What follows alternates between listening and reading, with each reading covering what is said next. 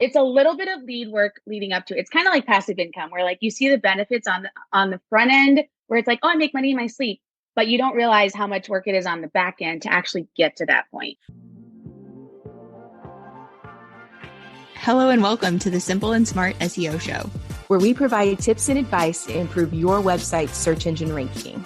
I'm Brittany Herzberg, SEO copywriter for holistic health and wellness pros who want to show up as the answer to a Googled question. And I'm Krista Waddell, an e-commerce seller and content creator. I help business owners communicate the value of their products and services through content so you can make more sales and grow your business. We're business besties who love learning and sharing what we've learned.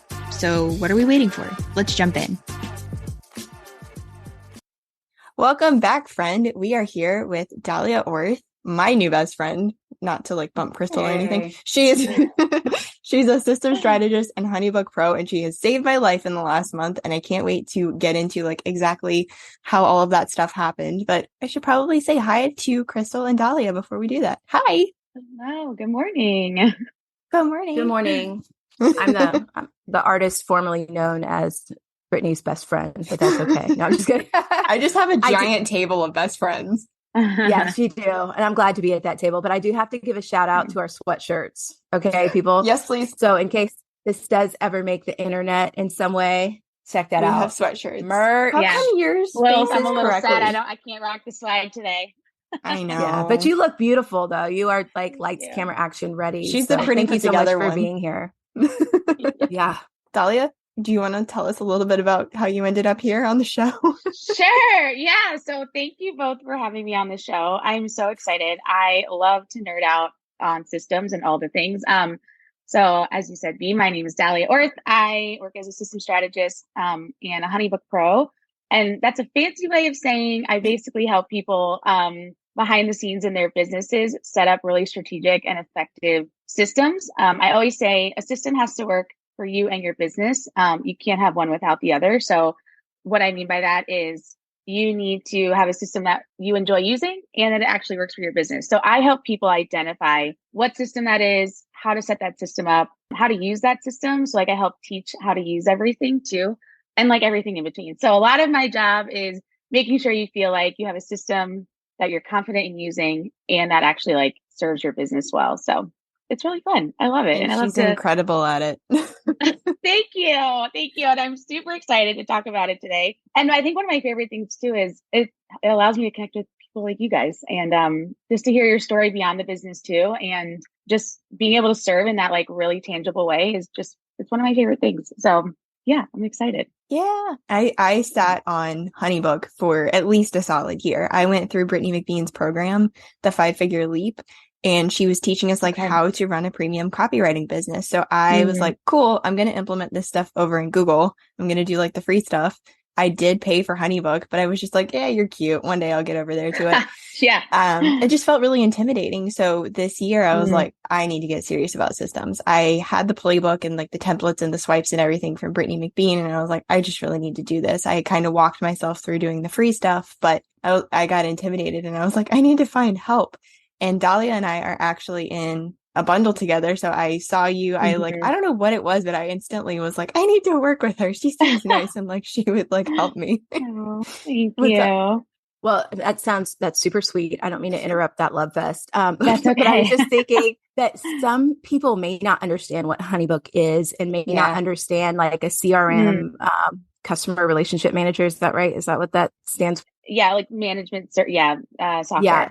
Okay. So can you kind of talk about like what that looks like before somebody has Honeybook and then, you know, why Honeybook can help?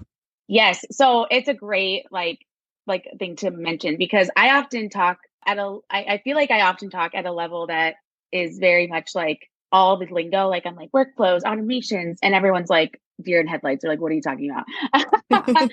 And so I'm glad you mentioned that because like you were saying, B, that you had Honeybook for a year before you really like did a lot with it. And there's a lot of like, you are not alone in that. Let me lead off with saying that. There are a lot of people I work with who are like, this system does amazing things I've heard, and I have no idea what I'm doing. And I've had it for a long time and I'm using it at the bare minimum and I know I can use it for more. So Honeybook, yeah, as you mentioned, Crystal, was a customer relationship management software, which is a fancy way of saying it's a way to do invoicing, contracts, scheduling. You can do email templates in there, a way to manage all of your client facing services. Like you guys do copywriting. So anybody who wants to come in and hire you for copywriting, you can say like, hey, okay, here's our invoice, here's our contract. It's a really professional and polished way to do that. And there's a lot of options out there. So I know like Dolly does a lot with Dubsado, and that's a big platform as well, especially in the creative space. Honeybook and Dubsado are two of the bigger ones. And a lot of people say to me like, well, how do I know which one to pick? Because people have the problem too of they pick the one that worked for their friend. And then they're like, why doesn't it work for me? Right. And so, it's really important to, one of the very foundational things when considering any type of system in your business and the need for that is like, what kind of experience do I want my client to have when they first step into my business? And what kind of tool do I need in order to deliver that kind of experience? So that's where a Honeybook type platform would come into that. And I always say it's never too early to have a system. Even if you're like very, very in the beginning stages of your business, you want to have a system in place just to like I always say to tee it off, where it's like, okay, you're going to start by charging people. You're going to start hopefully by having a contract in place, and you're going to start, emailing back and forth. And there are platforms that really make that really easy and that make it really look very professional and help you stand out amongst the rest. Yeah, I want to mention, because this kind of went into my decision making when I was like, do I actually want to keep Honeybook and keep using it? Dolly has an episode, and I made a note to myself to link to it, where she talked with, I think her name is Caitlin Gray, another person I met in Social Curator. Oh yeah. Who they like went through and they were like, Dubsado versus Honeybook. Why would you want to use them? What do they do? And it's a really good side-by-side comparison to your point. So, it would help someone think through, do they want to actually like lean into Honeybook? But before we get too far down this rabbit hole, which I know that we're going to, yeah. I love asking people this question. What do you think of, or how do you describe SEO? Yes. So when you had first asked me that, like in my mind, I'm like, oh, it's search engine optimization. I'm like, oh yeah. But then I'm like, what does that actually mean? I always look at SEO as, how do I show up on the first page of Google? And how can people find me? Like, I'm like I am very much a person of work smarter, not harder. And I really value time and freedom in my business. So I don't actually love like posting on social media all the time. I want to have really smart ways that somebody can find me that doesn't necessarily require a ton of effort in my, like on my behalf. So if I can figure out a strategic way for, people to find me on Google or other platforms, like I want to invest in that. So that's what I think of when I think of SEO, of just like optimizing a website so you kind of like stand out amongst the rest, similar to when you have a system and it's like what makes you stand out amongst the rest in your client experience. I think of that with SEO, where it's like being really strategic about how people find you and where they find you, and then where you fall on like the competitor list in that too, and what makes you stand out amongst the rest. So I'm like, did I get it right? I don't know. Perfect. 10 out of 10. If I had to get gold star, I would give you the gold star. Amazing. Yeah. Yes. Crystal, do you have thoughts? Oh yeah. Well, I was just going to say, I'm compiling a list of everybody's definition, and I think that everybody's right. It's just, it's all related in some way, so the answer is never really wrong, because it's like, what do you think? But I love that so many people are saying some of the same things, like, obviously getting found on the internet, but like working smarter, not harder. I remember Leah said that as well. So I think that's really where SEO falls. Is like, man, how can I have the biggest impact with the least amount of effort, and not necessarily least amount of effort, but just like the smartest amount of effort? Because I don't mean to say, hey, SEO is easy, but I do mean to say that when you do it right, and you put in that work, it's going to last a lot longer than any effort that you would put in on Instagram or social media. So I definitely agree with you on that. Yeah. Because there does feel like there's a shelf life to social media more so than SEO. And I know that some of the stuff that you've actually helped work with, like podcasts, right? And especially with like post-production. So what are some of the tools or platforms that you like using when it comes to that? So yeah, on the post-production side, I really enjoyed, Yoast being one of them. So I work a lot. Well, this will get into this, probably segue into this conversation. So on the post-production side, once you've edited the podcast, it's published, it's good to go. What do you do with the content after, right? Like that's kind of the like question of like, where do I actually stick the content? Where can I use the content? Because the thing about SEO is it, like you guys were saying, there's more of opportunity long term than necessarily like a piece of social media. And so I do a lot with WordPress and blogging. And so Yoast, that plugin, is one of my favorite things to use for SEO. I'm always, are you guys familiar with, I'm sure with Yoast and getting like the double green light and everything? Like I'm always like, how do I get the double green light? It is one of my biggest pet peeves. I'm like, I want to get the double green light. And I just like I am just so like, analytical about it. And so that's one of the biggest ones that I use on the SEO side. And then really one of the workflows I do with a lot of people that I work with podcasts on is we take the content, from the podcast, turn it into a blog post. We take the blog post then and we get it onto Pinterest. So that way it can start running traffic to their website to help boost their SEO on that end. And then we also do it on the email marketing side too. So it's kind of like 3 different ways. And then in addition, I've also done it where people have had it on their social media as well. So like there's so many pockets that like one podcast episode can hit on. And I'm sure like there's more that I haven't even thought of, but those are some of the ways that I've like organically done that behind the scenes and built a workflow out of it. So, I just really value working smarter, not harder, in that I'm like, okay, we can take one piece of content and we can put it like 5 different places. And that's 5 different opportunities we have for people to learn who we are and for people to hear about what we do and potentially work with us, right? Like it's there, you never know where an opportunity will lead. And so it's sometimes it feels like it's throwing spaghetti against the wall to see what works, but it's purposeful spaghetti. I say. Yeah. So I love like, that. Yeah. So there you go.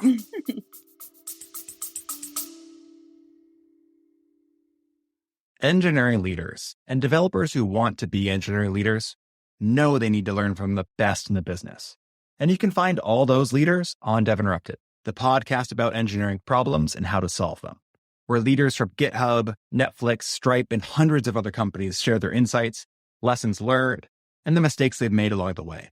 By leveraging data from Linear B's studies of more than 10,000 engineering teams, DevInterrupted is designed to help engineering teams benchmark and improve their developer experience and level up your career.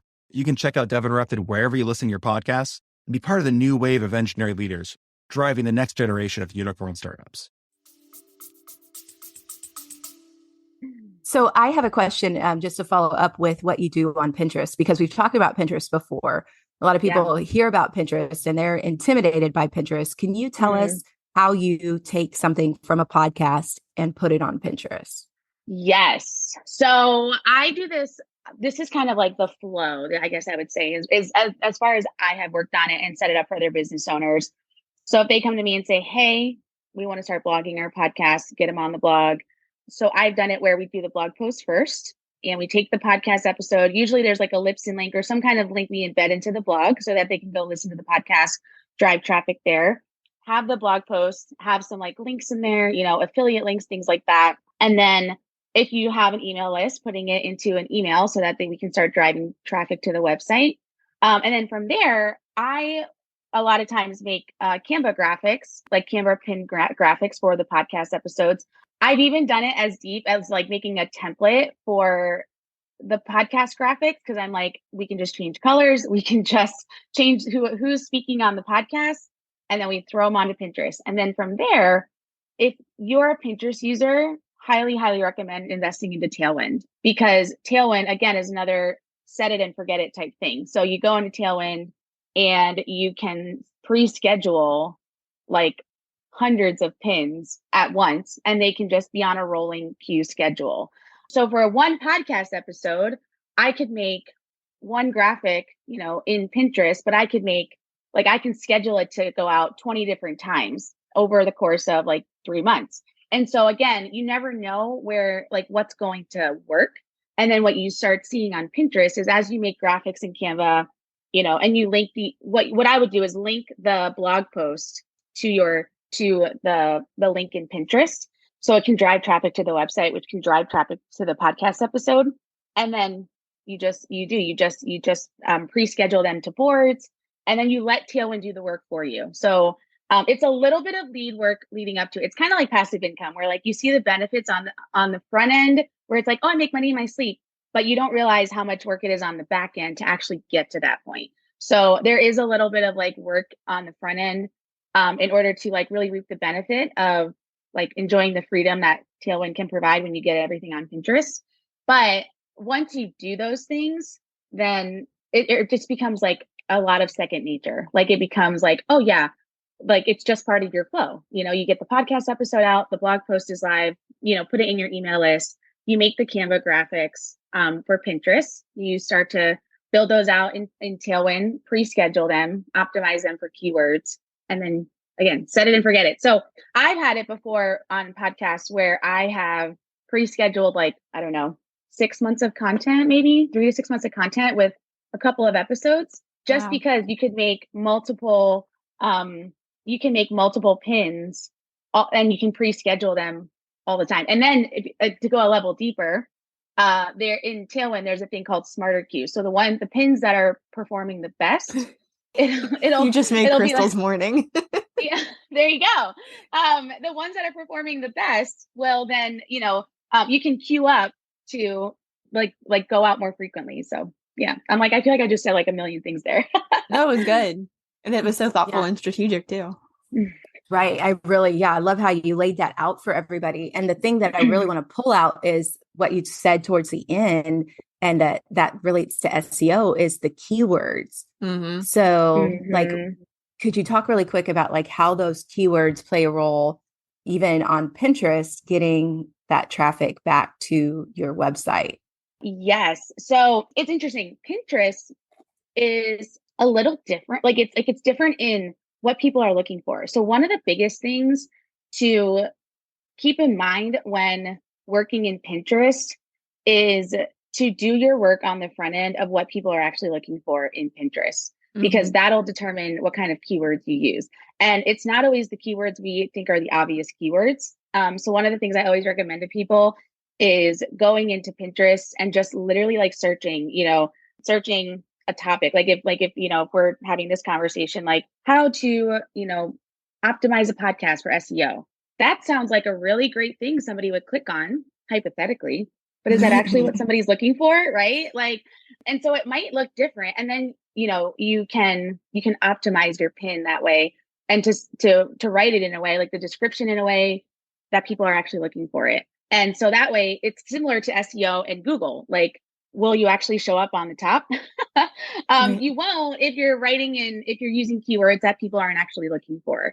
So that's always the strategy behind it, is just really putting that intentional effort in to make sure that the keywords are actually things people are looking for, that they actually show up at the top of Pinterest. What are the most well converting pins for that topic, and why are they converting well? What do they look like? What's the aesthetic of them? What are the keywords they're using? Like looking at other people's descriptions too, like can help you with keywords as well. So because like what's getting traffic. So I think a lot of times we can get paralyzed by like, how do I actually do it? And just learning from, removing the guesswork by just learning kind of what has worked for other people and other business owners in that. Okay. So one last follow up on that. So are you saying that we know what's working for other people because they're showing up at the top of the Pinterest result? Is that what you say what you mean when you say we know what's working? Yeah. So if you were to look up, like I always look at like the top converting like pins, and I click on them, and then I want to look at the description too, because I want to see what kind of keywords they're using in that, because that is what's showing up when you search in the Pinterest side. So if you were to say like, I'm just trying to think of a very generic, like how to, all I thought about in this moment was like how to build a birdhouse or something, like something very like, you would think that it's easy, because Pinterest is very much about a lot of people go on it for the purpose of how to or inspiration, or they want to feel like they can find something that, somebody else has already done well. And how can you tell that they're converting? Or are you just talking about pins? A lot of the conversions are really link clicks will be that. Like a lot of the conversion like data will come from your back end of Tailwind, but like impressions, or is it like, are they getting a lot of traffic by like going to their profile? You want to look at that. Like if you click on the pin and then you go see like how many like followers they have, things like that, like what kind of things are working on the back end for them. So the conversion though, because the hard thing about it is everything changes all the time, so the conversion of that is really going to come on the analytics side of your own Tailwind to see what's actually working and how many, like the link clicks is really where we want to see the conversion of that. And so I'm not really sure if you can see it on the front end of someone else's pin. That's the one thing. Okay. Like you can see the impressions, you can see all of those different things. I'm gonna pop into Pinterest really fast while we're on this conversation and just look really quickly, because I randomly got oh, okay. So yeah. So your pin clicks is what you want to see. That's like, you want to see how many people are going from, I see your pin, I'm interested in this, and I'm going to click wherever the link takes me. And the pin clicks will really tell you that. And then on the back end of Tailwind and Pinterest, you can look at like the nitty-gritty data in there. But correct me if I'm wrong, it's probably similar to SEO, where you want to see like the backlink clicks and you want to see like where people are actually going to once they find you, correct? Yeah, it's like the traffic to the page and right. Yeah. So I just wasn't sure, because again, everything's always ever evolving. So I'm like, is that still on there? But then what's cool about on the Tailwind side, you can actually see like specifically what is converting at like about the pin, or like you can look at the pin data itself. Like you can look at all of that, the little nitty gritty analytics, which again, for somebody like me, like I enjoy that. But for, some people might be like really overwhelmed by that. So they might just be like, am I just going to throw like pins out there, Dahlia, and like hope for the best? I will say Pinterest is a very, you have to be very intentional. You have to be thoughtful about it. You have to be, there is like, it's like SEO, like there's legwork on the front end to reap the benefit on the back end. So I will not say like, oh, you can just go and go and make some pins and put them out there. Like there's strategy behind it. Absolutely.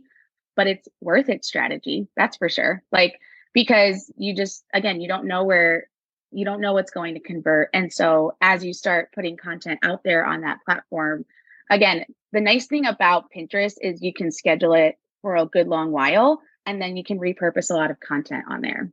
So I like how you're bringing up the point of being intentional and thoughtful on the front end, both with Pinterest and with SEO, and even, going back to Honeybook, which is one of the big things that you're here to talk about, all of those things, you have to be really thoughtful and really strategic, and it helps you work smarter, not harder in the long run, but it does feel like a little bit of work up front. But if you do that work, you're going to get more quality leads. You're going to have, a better feeling about your business. You're going to perform better. Your clients are going to have a better experience. They're going to like you, refer you. And it's just like, you're going to get all those connections that you want because everything is clicking and working so well. So I really like that you brought that up about being intentional.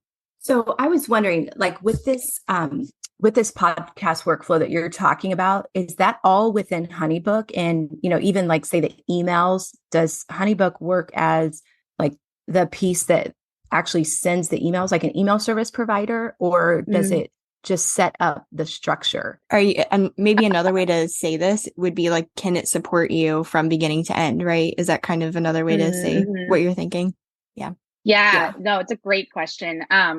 Because I actually get that often, like, can Honeybook do like what a flow desk can do? So Honeybook is really, so you guys use Honeybook a lot for the front end of podcast guests, like having people apply for the podcast and then learning about who they are once they are a guest on your podcast, and then like thanking them, putting all the graphics there. So that's all like the guest facing side. The post-production side, Honeybook would not be the most appropriate tool for. It would just not be the best fit tool. That would be more of like, I've used it in Flowdesk would be a great one. A lot of people use Flowdesk to then talk about their podcast on the email marketing side. A ConvertKit, like if you have a Kajabi or something like that. But whatever your email marketing platform is, that would be where I would say your email, like if you're going to blast your email list about a new podcast episode, do it in one of those platforms. If you're a Show It user and you have a blog, like the WordPress side of that, or even Squarespace, your website is obviously where your blog belongs. And so that would be the platform to then do the blogging on. I will say one of the things that I have used before, it's a plugin for WordPress, is called Elementor. And you can actually create like templates, like blog templates out of that. So that's been a really great tool on the back end.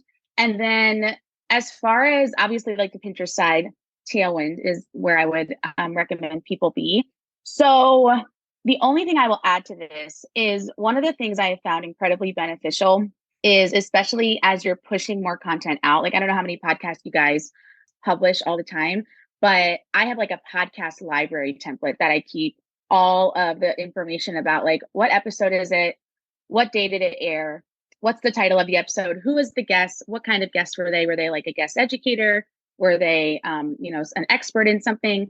I have then in there the podcast link, like where the podcast can be found, the blog link, once we publish the blog link, any graphics we make for it can all be found in there. And then I just have the status of, has it been published, and is it scheduled to Tailwind, and do we need any approvals on it? So that sounds like a little bit of a beast, but it has been one of the most beneficial things to help organize my clients with their workflows. Because when they say to me, hey, Dahlia, where's the link for X, like whatever episode it was, I'm like, oh, quickly I can find it.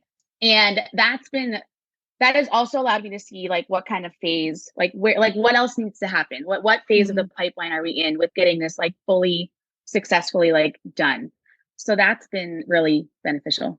We totally need that. Okay. So yeah, because I'm like, oh man, we've got all those pieces flying around. It's like everywhere. Catch it before it leaves there, Yeah. Yeah. But I've tried to, capture those things in Asana, like in the list or whatever. So that's what it kind of sounds like to me, kind of like a post-production Asana Trello board. Actually, I'm not using Asana. I always say Asana because I used to use Asana. It's a Trello board. We've also tried ClickUp. So are you telling me that? Yeah.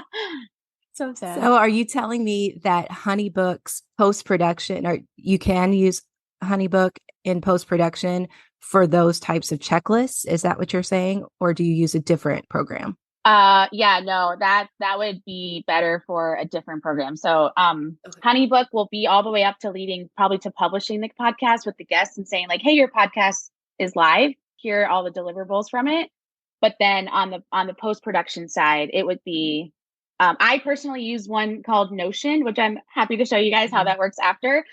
And I love Notion, one, for it's very affordable. And it's been a really great tool to organize all of this information.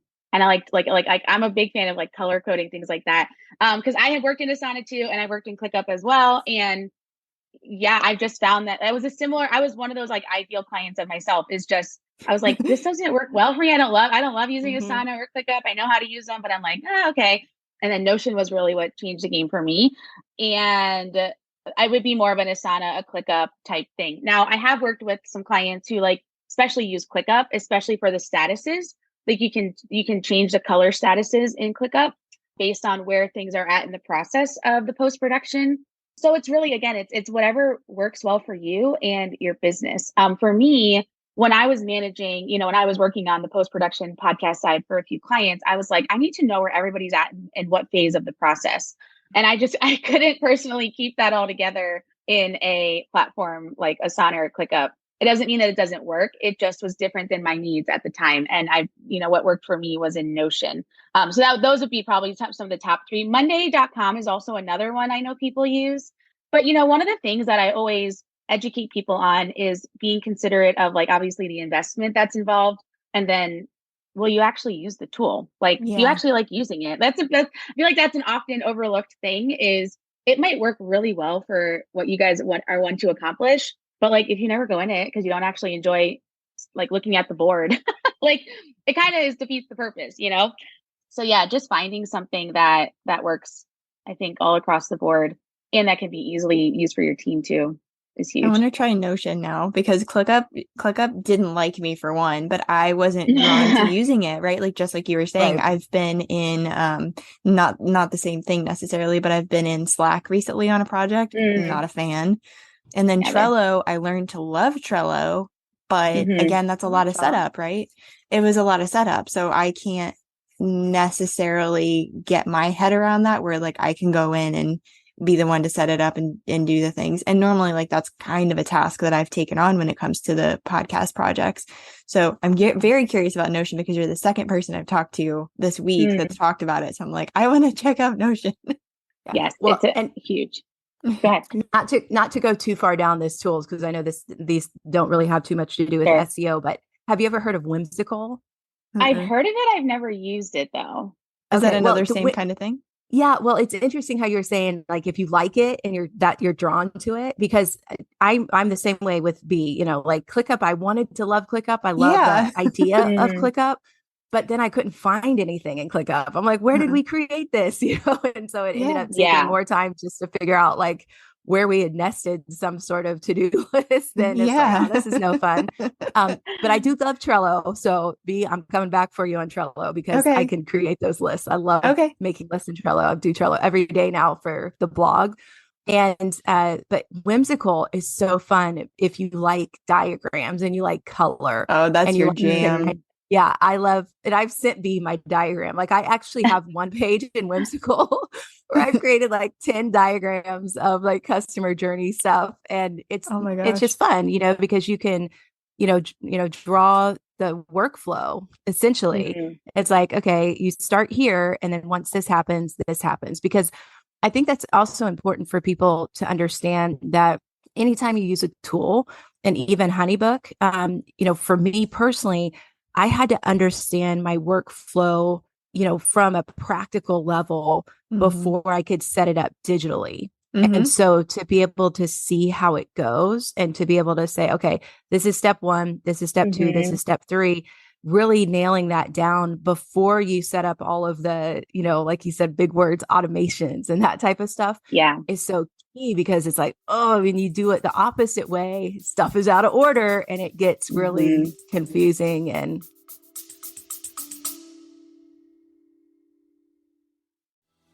are you tired of working a job you hate? I'm Mark Savant, host of the After Hours Entrepreneur Podcast, and I know that feeling. I used to wake up every morning dreading the day, and after years of effort, I was able to leave my job and do something that I love. You can too. The After Hours Entrepreneur Podcast is your guide to building profitable six-figure years. I'm sharing the lessons that I wish I knew and bringing on experts like Pat Flynn, Jasmine Starr, and more. Click the link. You don't need to dread Mondays anymore. Take action and build a life you love.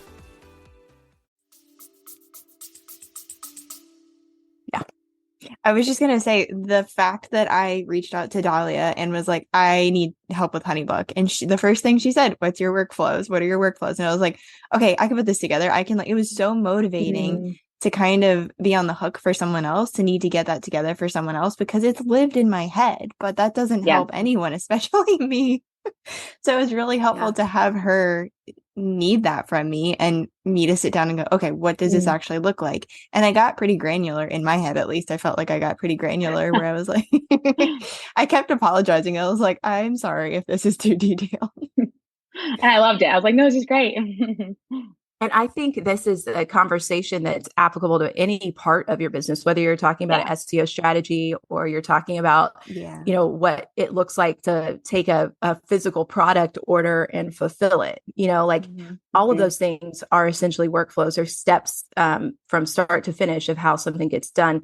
And my husband, at the times he's seen me most overwhelmed, he's like, look, I want to help you. Just write it down. Tell me what I need to do. And he had said that for years, and it took me like 4 or 5 years before I actually started writing things down. And then once you write things down, that's when you start realizing, oh, I can create a template for this, or these things are always the same, or these are the pieces that are always the same. And then it makes it easier. But it's just taking that first step of like actually getting it out of your head on paper and in some sort of order, even if it's not perfect, at least it's out there. And now you can kind of try it out, like go through your workflow and see if it actually works, and then see what you've missed. That's what I did. And I realized, oh my gosh, like my life is actually easier. Now, do I have workflows for everything that I need to have workflows for? No, but I know that it works. It's worked for some parts of my business. So I know it would work for others too.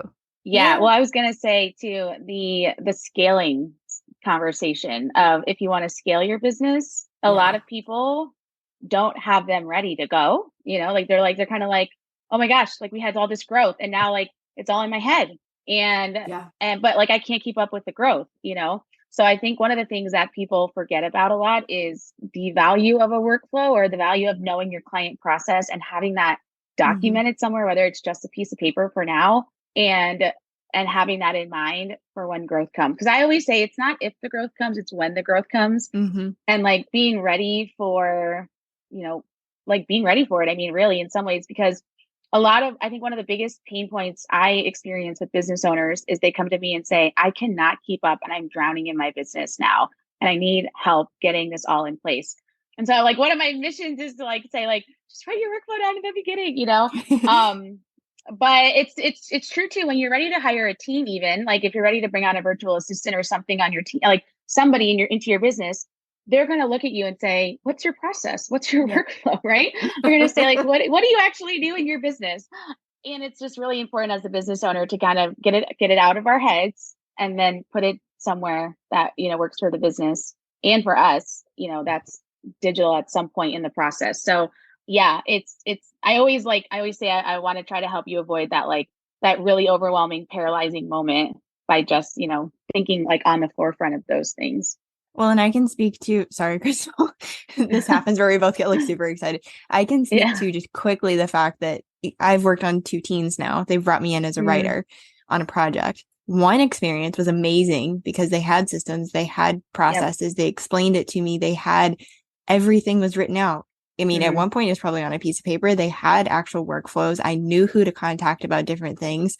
The other team, it was a very different, very not good experience where it was like because I had worked with the other team first, I knew kind of what I should expect. And I went to this other team and I wasn't getting like the timeline. I wasn't getting like, here's exactly what you're responsible for. Here are the exact deliverables that we need and when we need it and what that should look like and who you can contact. It makes for not only a better client experience or customer experience, depending on if you have service-based business or products. It's also really good for, like you said, the team members that you're working with, whether it's a contractor or a full-time employee. Yeah, absolutely. The thing I wanted to add to what we were talking about here is I'll link it in the show notes, but Brian Dean of Backlinko has some amazing templates for SEO. And I sent them. Did you get my email, B? I did. I was very overwhelmed by it, but I'm like, one day I'm going to look through this and be really excited. It was just, I'm excited for it one day. Okay. Yeah. And so that's the thing. But if you're looking if everybody is always coming to me, like, how do you do an SEO strategy? And I'm very much one of those people. It's like, I don't like to do what's already been done. Like I'm trying to do what I think is happening tomorrow, which is probably not the best business model in the world because people want what's already been done. But if you want what's already been done or what's already working or just like a template for that, Brian Dean and Backlinko have created some amazing resources. And I'll link to that because it talks about, going through your keyword strategy. And essentially what it does is give you a workflow to follow. And I know that workflows bring comfort, like when you have a structure that you can follow, especially from someone that is an authority in the area, you might feel a little bit more confident in your own ability to make that happen for your business. So because we're talking about SEO, I want to definitely make sure that I share that because I just found it this week and I thought, oh my gosh, this is the answer to everybody's question, and some people might say, well, you're going to take business away from yourself or whatever. And I'm like, look, there's some people who want to do it themselves. Okay. And if you want to do it yourself and you want to do it right, you need to use this resource, right? If you want to do it right, but you want a HoneyBook expert, then you need to talk to Dahlia. If you want to do it right, but you want someone else to do your copywriting, then you need to call B. And if you want to do it right, but you want someone else to do it for you, in terms of content, then you need to call Crystal. So I know that there are people out there that want to do it themselves. Other people who might say, I'm glad that you follow a procedure of a trusted resource. and they still want us to do it for them. So that's why I want to put that out there and say, hey, this is something that I think is a great resource. I'm going to use it. You should use it. And yeah, just wanted to put that out there for everybody. Are you curious about entrepreneurship? I'm Colleen Fabry, host of the Venture Hero podcast, and I know that feeling. As a venture capitalist, I met hundreds of entrepreneurs to evaluate their ideas and give them feedback. The truth is that anyone can do it with the right information. Venture Hero podcast satisfies that curiosity. Here you'll find lessons from experts that have built or invested in businesses valued at more than 1 billion euros. Click the link, join the community, and take action. I love it. I want to share a little bit about what it was like working with you, Dahlia, and how you helped me and by extension, Crystal, with the podcast stuff. And then there's probably a couple more questions that I'll get to. Okay.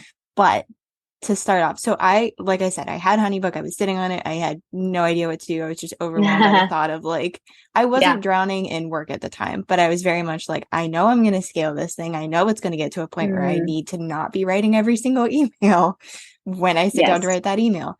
And I knew that a lot of stuff was replicatable and templatizable and all that stuff. So I found you. You asked me for the workflows. We did correct me if I'm wrong, it was a half-day setup.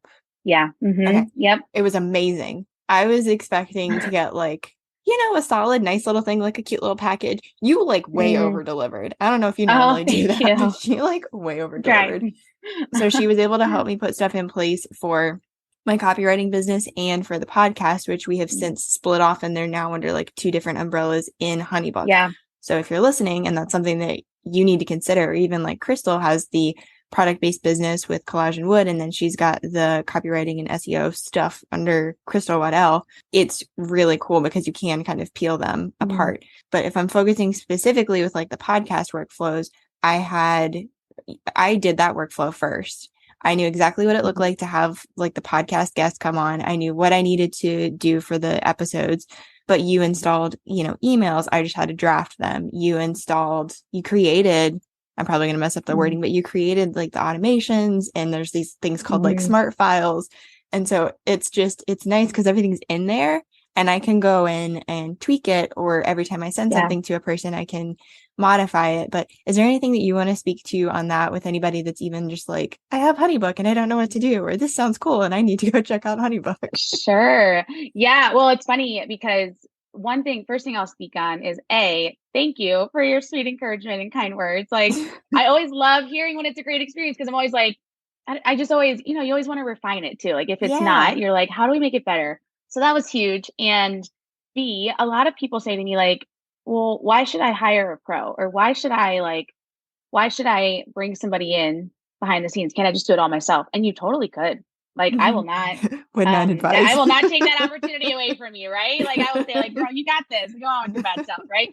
And also here's my email. Yeah, I'm here, I'll drop that in there. And when I say the benefits of having somebody who positions himself as an expert, whether it's me or somebody else, is that you really get somebody who can expedite that process for you and say yep, I can do all of this really quickly. And then they can also I know with our experience, a lot of any kind of if there was a glitch in something, or if there was an adjustment that needed to be made, you were able to reach out to me and say hey, can we do this? And I'm yes or no. And if we were able to do it, I was yep, got it, I'm on it. And it was a really one of the things was a benefit of a really fast turnaround of just I need this now. And I would love your help in that, Yeah. And yeah. And then just the experience of I deeply value people's time. And I'm you know what? They invest hard-earned money into me, and I want to make the most of this time for them. And I want you to have most bang for your buck. And yeah, you just having those workflows in place now, being able to tweak those workflows. And then another benefit, I had this conversation with someone recently, is, and I think you and I talked about it too, was some of the migration between your brands was just one of the things we had talked about was you have multiple brands in your Honeybook account. So we have the Copy by Bee and then the podcast side, because you can have multiple brands in Honeybook, but you can actually take files from each of those brands and migrate them over to each brand. And working with a pro, again, expedites that process for you a little bit, because you don't have to be the one to like copy and paste it all over or like take it all over, or even like the workflow, like, taking all of those pieces and parts you built in your one workflow and into your other brand. So that's always like, I feel like part of my job is always trying to convince people of the felt need you'll experience when it's done. Like, I'm like, I always say, I think I say it on my website, like, I want you to breathe a sigh of relief, quite literally, thinking like, I don't have to worry about this because it's working for me now. And it's set up strategically, and it's set up in a way that like is cohesive to my brand, and it looks good and it feels professional and polished. So yeah, it's one of the, I think, benefits of hiring an expert in your business to just come in, like, clean up all the pieces and parts behind the scenes. I always say, like, I never judge somebody's business because they're always like, it's a mess, don't judge. I'm like, no, like, there's no judgment here. Like, no one will know your secrets. But yeah, it's a great joy to be able to kind of just clean it up, organize it, streamline it, and then hear the fruit on the back end of that, to hear about, like, months later, like, oh my goodness, like the time I got back with my family, or the time I was able to do something that I was like, that I love, or the project I was able to finish now because I had the time to do it. And I wasn't knee deep into like, all of the things behind the scenes. So yeah, there was something else I was going to mention about that. Oh, the one thing I was going to mention too is like, how to know when it's time to hire somebody out is it's the telltale question of how to know when it's time to outsource is when you are at a point in your business where it's no longer the best use of your time to handle any of those details. And you'll never get it done, right? Like, if you don't actually love doing it, if you're like, systems overwhelm me, I don't like being in spreadsheets, I don't like being in the back end of a system, then hire it out, because it's really valuable. You may not see the value of it right away, of just like, well, should I invest in my brand or should I invest in a system? Like, you can decide that, but as your business grows, the value will be there, as we talked about in this episode, of just like workflows and having processes in place and all of those things. And you may eventually get to a point where you're like, okay, I have no choice but to do it. Like, I have to do it now. You know what I mean? Yeah, so, totally. It's really dependent on everyone's journey. Sure. Because as you were talking, I was like, what's possible. You as the expert know what's possible with Honeybook. So a lot of my questions have been, can we do this? Yeah. Is this a thing? Am I dreaming too big? Like, is there some way that the system can help support this thing that I have envisioned? So that was maybe the most, like, the biggest benefit for me was like, you knew what was possible with Honeybook. Just like, I mean, you can ask me to do an SEO audit. I'll do it. I will be so happy. I will sit there for hours. I will analyze everything. But making me do my own system, I'm like, this doesn't sound joyous for me. No. Yeah. No, I understand that. I get that. Because like, SEO does not sound joyous to me. I'm like, I have no idea. Like, I know some things, but yeah, I would, and that's the beauty of everybody having their own skill sets that they can bring to the table. Yeah. And what it reminds me of, like, systems and SEO are very similar in that you don't see the results right away. But I'm guessing, and I want to know your thoughts on this. I'm guessing that just like SEO, people wish they had invested in systems earlier. By the time they realize life could be easier, they're like, why didn't I do this, years ago or months ago or whatever? I mean, has that been your experience as well? Yes, 1000%. Like, the amount of people, there's always a learning curve that comes with systems, especially like just making sure that you know how to use it and you understand how to use it. But once you kind of push past the learning curve and you're like, oh, I see the benefit now, I see why this matters, there's this excitement and that quite literal, like, wow, like, I can actually enjoy doing stuff in my business again. And why didn't I do it sooner? It's always, I feel like part of my job is always trying to help somebody like see what is potential, like what the potential experience will be on the other end of that. Because a lot of times people, they're nervous. And I understand why they're nervous. They're like, well, this system worked for me. I trust you with my business. So like, I don't know if that's a really nerve-wracking thing to me. And I can't emphasize enough the amount of people who have said to me, like, man, I'm so grateful. Like, I'm so grateful I did it. And I'm so grateful that I now have this stuff in place and I can feel good about coming into the system, and I can feel good about, answering my clients, they're being cared for. Because that's one of the things too, is systems really help with touch points with clients. And that you don't have to be the one necessarily sending all the emails, because we often forget, right? Like a lot of people say to me, people slip through the cracks all the time because I forget to respond to them. And that equates to I lose leads and then I lose revenue, right? Like when we think about the ripple effect of that. So yeah, when people see kind of like the bigger picture of having a really solid system in place, they often say like, man, I'm so glad I invested now, but I wish I had done it sooner, but I'm so glad I invested in it now, you know? Yeah, I feel like I'm the complete opposite of what you just described because I was losing sleep. I was losing time. The touch points are incredibly important to me. So I was like burning myself out to the point where I was like, everyone's going to get a touch point, but I'm hurting myself Yeah. in the end. Yeah. So having all that stuff automated was like, I really did. Like you talked about taking a sigh of relief. I was so giddy, excited the day that our setup came up because I'm like, stuff is going to get done and I don't have to do anything other than just like make sure Dahlia has everything that she needs from me. I was like ridiculously excited. That's so great. Yeah. That's a big question too. I think that's another benefit of working with like a pro in some of those things is like I remember you saying to me, like, how available do I have to be on this day? Like, you know, do I have to be like with you all the time holding my hand? No, girl. Like whole thing for me was, like I was like, you feel like you can just live your life and you let somebody else handle that for you. Which I know is very like, you have to trust that person, right? Like I never take that responsibility lightly of like, they're trusting me deeply with a big weight in their business. And I want to care for it well. And so, yeah, I always love that people say like, I really valued that I didn't have to be available to you all day and you were just handling everything for me behind the scenes and it was done. Like it was just, here it is, you know? So it was incredible. All right. I know we have to wrap up. Crystal, do you have another thing before we get on the phone? Okay. So do you have anything that you can share with our listeners if they are like, Honeybook sounds really interesting or Dahlia sounds really interesting and I want to connect with her? Like, is there anything that you have to share?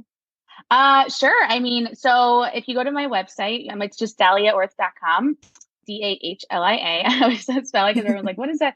Like the flower. Exactly. And I'm on Instagram at dahlia.orth.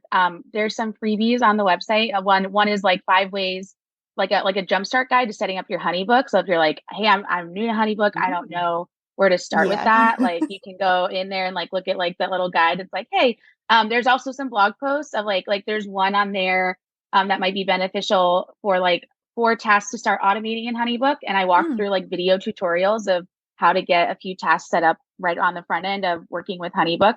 And then of course, like if you're in a season of, you know, I really need this in my business and I don't have the margin to set it up, or I don't, especially because like historically with the holidays, we're going into slower times. Like it might be a really good time to set that up. You can reach out on my website or there's the Honeybook Pros page. You can contact me there. My Instagram. So there's a few different pockets there. But I love people, and I my big thing is your system. Like you're beyond your system. Like there's a person behind that system. There's a business behind that system, and I deeply value the people that I get to serve. And so, yeah, I just would love to hear like people's stories and get to know people beyond their business. So yeah, that's been really fun about this experience. And it's been a great joy to be on this podcast and to serve you guys in that way in your business. And I'm excited. I love getting to talk about it. So a huge thank you again for having me. Of course. Yeah, I'm excited to hear how your system helps all the things behind the scenes. I know. Well, it was really funny to have you go through the process. Dahlia was like, could I maybe be on the podcast? And I was like, yeah, you know where the link is. Like, just go ahead and fill out the form and let me know if the automation is working. Yeah, and it did. I literally said to you last night, I was like, I feel so cared for in this process because of how intentional, like your process. And that really is a tribute to your intentionality in your process piece. So well done, my friend. Because I was like, man, I feel like I'm well prepared. I feel valued in it. I feel seen. And like it like I said, it's a great like blessing and joy to be sitting here and talking to you guys about it. So it just well makes done. my heart so happy. Clap done emoji. for you too. Yeah, clapping. Thank you. All thanks for being here. Yeah, all the claps. This was so fun, and I'm sure there will be questions or thoughts. Of course, there's going to be the conversation thread in this episode. So whatever player you're listening to this on, just like look for the thread. You can leave us a voice memo. You can leave us a text. If it's for Dahlia, we can get it to her.